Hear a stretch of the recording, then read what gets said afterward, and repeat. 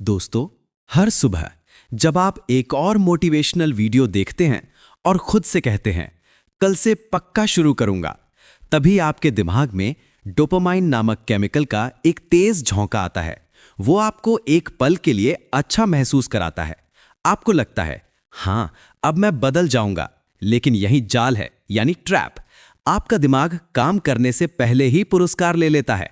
हम प्रयास को देखने के लिए मोटिवेटेड होते हैं, प्रयास करने के लिए नहीं।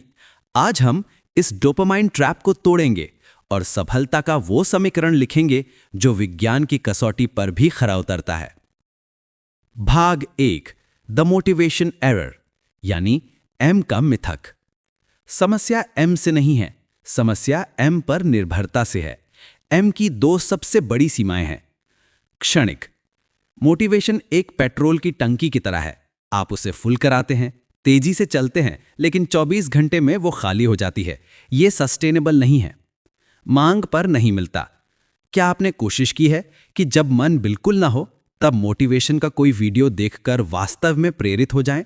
ये अक्सर काम नहीं करता, क्योंकि प्रेरणा एक मौसम की तरह है। आप उसे बुला नहीं सकते, आपको उसके आने का इंतजार करना पड़ता है।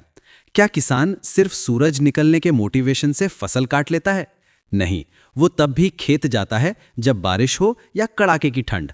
और हम अपने सपनों की जमीन पर सिर्फ मोटिवेशन के बीज बोते हैं, मेहनत की जुताई भूल जाते हैं। भाग 2, द रियल इक्वेशन, ए और डी का विज्ञान। सफलता का असली समीकरण एम की कमी को स्वीकार करता है। इसलिए हमें चाहिए दो नए और ज्यादा भरोसेमंद चर, ए बराबर एक्शन और डी बराबर डिसिप्लिन।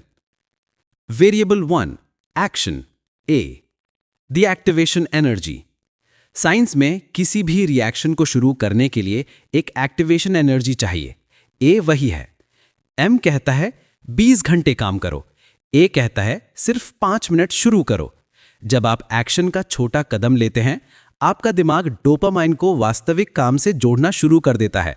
जब आप शुरू नहीं कर पा रहे हों, तो अपने लक्ष्य को इतना छोटा कर दे कि उसे नजरअंदाज करना मुश्किल हो जाए। जैसे किताब खत्म करनी है नहीं, बल्कि सिर्फ पहला पैराग्राफ पढ़ना है।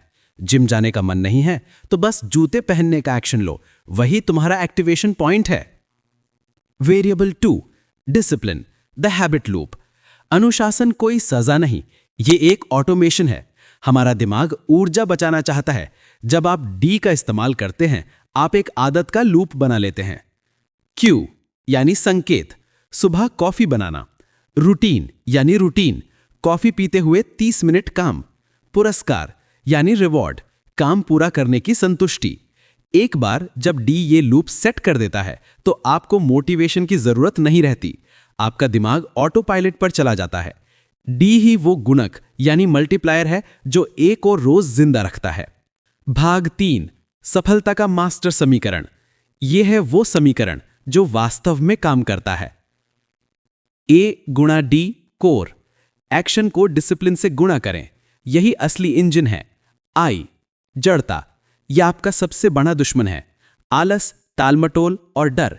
लेकिन याद रखें, ए का एक छोटा कदम आई की सबसे बड़ी दीवार तोड़ देता है। आर यानी सुधार, सफल लोग मोटिवेशन से नहीं, असफलता से सीखते हैं। वो हर गलती को इमोशन नहीं, डेटा की तरह ट्रीट करते हैं, और इसी डेटा से वे अगली रणनीति बनाते हैं। यही है वो एडिशनल फैक्टर जो आपको सीखने और बदलने में मदद करता है। सफल लोग मोटिवेशन से नहीं, असफलता से सीखते हैं। आर हमें बताता है कि अगर ए और डी काम नहीं कर रहा है, तो हमें अपनी रणनीति बदलनी होगी। केवल प्रेरणा आपको बताती है क्या करना है, लेकिन एक्शन आपको शुरू कराता है, डिसिप्लिन आपको जारी रखता है, और रिफाइनमेंट आपको ऊंचाई तक पहुंचाता है। अगली बार जब आप मोटिवेशन के लिए तरसें, तो अपने जूते पहने और सिर्फ 5 मिनट का एक्शन ले। याद रखें, दुनिया को एक और प्रेरित व्यक्ति नहीं, अनुशासित कर्मी की जरूरत है। इस डीप थिंकिंग को अपने जीवन का हिस्सा बनाएं। अगर आप ऐसी ही साइंस बैक्ड अवधारणाओं को समझना चाहते हैं, तो अभी सब्सक्राइब करें और इस समीकरण को उस व्यक्ति के साथ शेयर करें जो अभी भी सिर्फ मोटिवेशनल वीडियो ही देख रहा है।